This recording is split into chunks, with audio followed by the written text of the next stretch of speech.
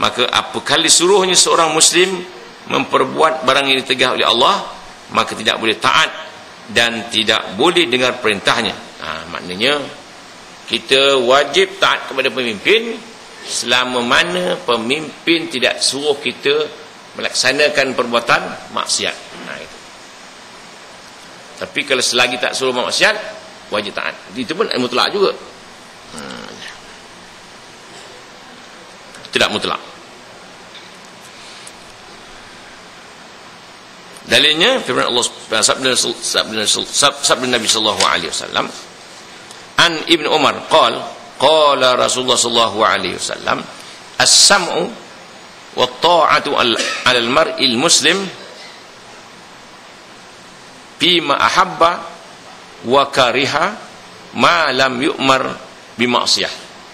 Maksudnya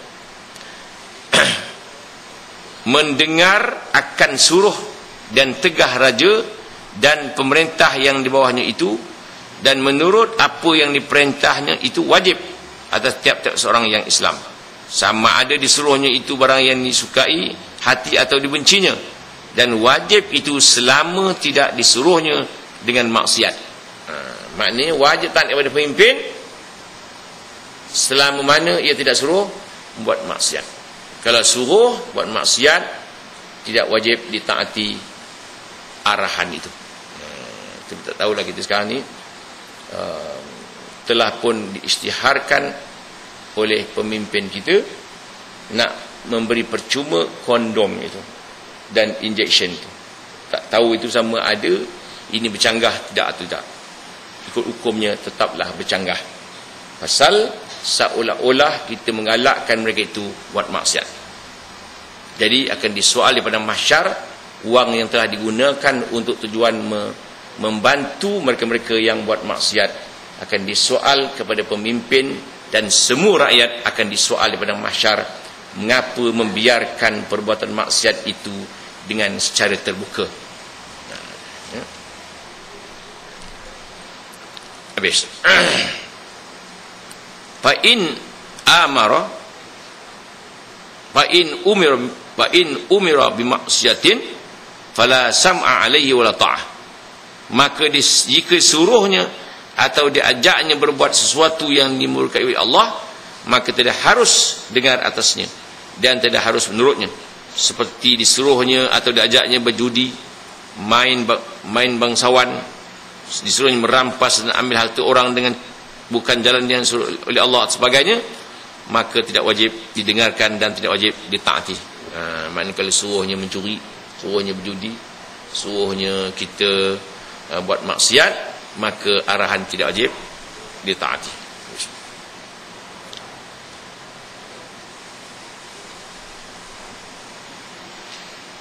Menurut perintah raja dan pemimpin, telah ijma' ulama mengatakan wajib menurutnya pada yang bukan maksiat.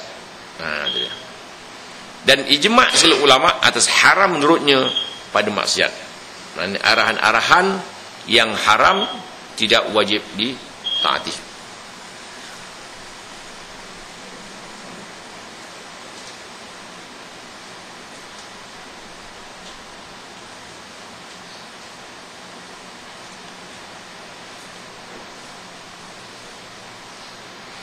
Menurut perintah itu mengapa diwajibkan oleh syarak? Itu dia. Kata Nawawi rahimahullah ta'ala dalam syarah Muslim,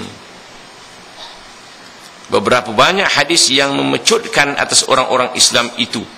Menurut pemerintahnya Islam wajib turut itu pada sekalian ahwal.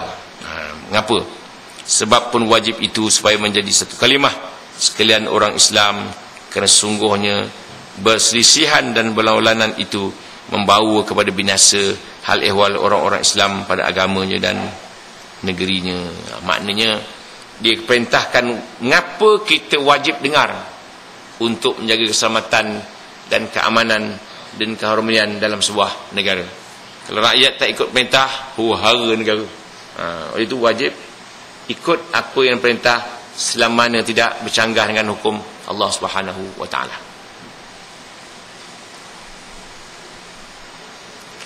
Dan begitu kalau pemerintah muslimin itu meninggalkan mendirikan sembahyang dan tidak menyuruh kepadanya.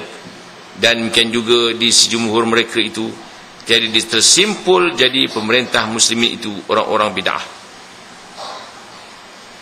Dan telah berkata setengah dari ulama Basrah, tersimpul baginya dan berkekalan baginya kerana ia ditakwilkan.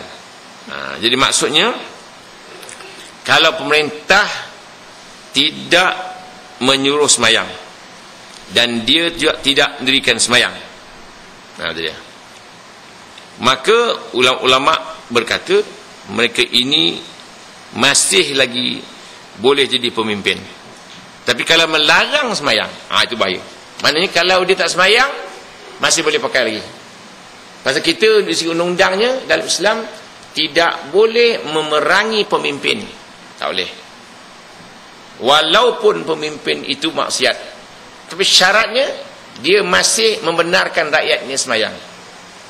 Kalau dia sudah menahan rakyat sembahyang, boleh menjatuhkan pemimpin secara kekerasan. Dan tidak boleh kita memberi kebenaran ataupun kita bersekongkol dengan negara luar untuk memerangi negeri kita. Tak boleh. Tak boleh kita menolong negeri lain untuk menyerang negeri kita. Tak boleh. Kerana walaupun pemimpin itu zalim, tak boleh tak? Pasal orang luar tidak tahu. Tidak tahu selama manakah kejurannya. Itu undang dalam negara-negara Islam gitu. Tak boleh, itu syarat. Kalau dia menahan kesembahyang, pemimpin itu boleh dijatuhkan secara kekerasan. Macam kita sembahyang juga lah, kan? Kalau sembahyang, imam itu kesalahannya sedikit, boleh ditegur, subhanallah gitu.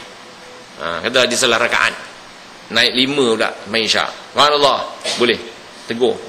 Tetapi kalau kain dia koyak, kena ambil alih jawatan. Tak boleh subhanallah. Subhanallah, dia pun heran, benda pula subhanallah ni, kan? Maka makmum itu naklah melangkah ke depan, ambil alih jawatan imam cara kekerasan.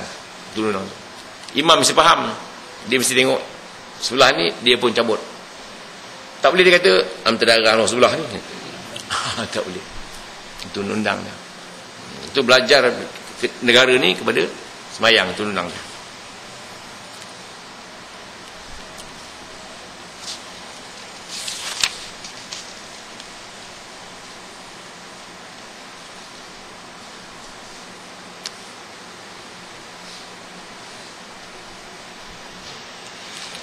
Dan telah berkata jamaahir ahli sunnah daripada fuqaha dan muhaddithin dan mutakallimin, tidak jadi terpecat imam besar itu dengan fasik dan zalim, dan baginda dan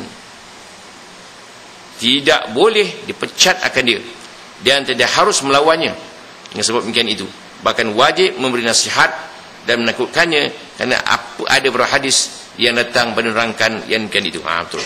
Mana ahli sunnah, fuqaha dan muhaddisin mutakallimin mengatakan bahawa tidak boleh pecat imam yang fasik dan zalim.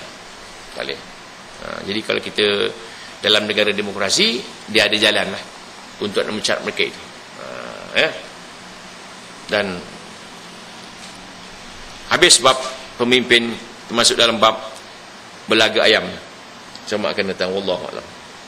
Apa hukumnya melaga ayam? Ada sini. Maknanya laga ayam zaman Nabi dulu pun dah ada dah. Bukan sekarang. Zaman dulu pun dah ada laga ayam lagi dah. Dia tahrish bain al-bahai, maknanya melagakan binatang-binatang. Memang kita kan suka mengulur spider kan, kecil, ikan belaga kan. Tak lemak ayam. Lepas itu anjing, lepas itu orang belaga. InsyaAllah, wallahu a'lam. Ya. Soalan hadis Sayyidina Umar tu. Hadis Sayyidina Umar yang Jibril turun menyoal benda iman, benda Islam dan benda apa namanya ihsan. Dalam Islam disebut rukun Islam tu lah, kan? Ini adalah merupakan tanggungjawab individu. Puasa, zakat, haji masing-masing mesti buat. Amar ma'ruf nahi munkar hukumnya fardu kifayah. ada sebut dalam Quran, dalam hadis-hadis yang lain. Maka membuat kesimpulan hadis-hadis ini mesti merangkumi semua hadis. Jadi maknanya, kalau kita lihat kepada rukun Islam, maknanya kalau buat yang 5 tu okey lah, kan? Itu di sisi individunya. Dari segi hukum amnya, maka amar ma'ruf nahi munkar hukumnya fardu kifayah.